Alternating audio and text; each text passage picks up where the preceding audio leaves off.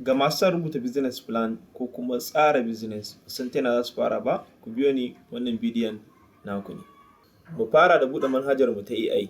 Zan yi amfani da ChatGPT. Na tambayi ChatGPT tambaya kamar haka: waɗanne abubuwa ingantaccen business plan ya kamata ya ƙunsa domin samun ingantaccen sakamako kuma ya zama tsani daga farko har zuwa a cimma nasara a kasuwanci. Kamar yadda muke gani ga amsoshin da ChatGPT ya bani.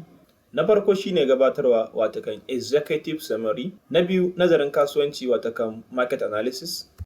Sannan ya tambaye ni ina so yi min misalin business plan domin wani business. Na ba shi amsa da ina so yi min business plan na business da zan iya kiwon kaji domin nama guda 50, sannan ina buƙatar kajin da za su bani kwai crate ɗaya a kullum. Ga ya dawo da wannan abubuwan guda 10 da lissafa mun a ƙarƙashin su kowanne akwai bayanai na abin da ya kunsa. A ƙarƙashin gabatarwa kuka duba akwai abubuwa guda 5. Na ƙarshe shine jari. Gashi nan ya min estimate ɗin jarin da nake buƙata domin fara wannan business. Ga bayanin kasuwanci kamar yadda na faɗa masa. A na biyu muka duba za mu ga ya bani kajin da su bani kwai crate ɗaya a kullum. Sannan a ƙarshe ya yi min takaitaccen bayani akan dalilan zaɓen wannan business. Duka in muka duba za mu ga gashi nan yana ɗaukan ɗaya bayan ɗaya yana muna takaitaccen bayani a kai. Za mu ga nan namba na 8 ɗin nan ya min estimate na kuɗi. Ya bani bayani na kuɗin kaji kala guda 2 watakan broiler, ya bani estimate din market analysis. A yau da na yi wannan bidiyon farashin kaji yana ranjin wa 1,300, 1,200, 1,000 AI har ya samar da wannan bayanan na farashin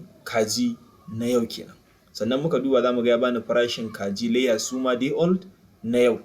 Muka duba za mu ga wannan farashin haka yake. Shauran bayanan ya bi bani shi ba, maybe ko saboda ba shi da tabbacin bayanan ko kuma yana so na cika da kaina. In muka duba a ƙasa za mu ga AI ya mana hasashen kuɗin shiga, watakan kuɗin da za mu iya samu da kuma ribar da za mu samu a wata 6 na fara business. Wannan bayani ne mai muhimmancin gaske. A ƙasa za mu ga AI ya mana bayanin nazarin haɗari na kasuwanci. Ga masu son rubuta business plan, duk wannan bayanin da AI ya mana bayanin sa ne a takaice. In na ga dama zan iya zauna na faɗaɗa bayanan, duk kuma bayanan da bai min ba zan iya ƙara wa AI tambaya yadda zai faɗaɗa min bayanan. Amma mu sani muna buƙatar mu san yadda za mu yi wa AI wannan tambayar ita karan kanta. AI yana buƙatar bayanai akan abin da kake tambayar sa, sannan kuma yana buƙatar bayanai akan irin ansar da kake so. Da fatan mun ji daɗin wannan bidiyon kuma mun ƙaru da wani abu a cikin shi. Kamar kullum na neman alfarma ku yi subscribing a channel ɗina, ku liking wannan bidiyon, sannan ku danna ƙararrawa da ku sani in na ƙara sa wani bidiyon. Na gode.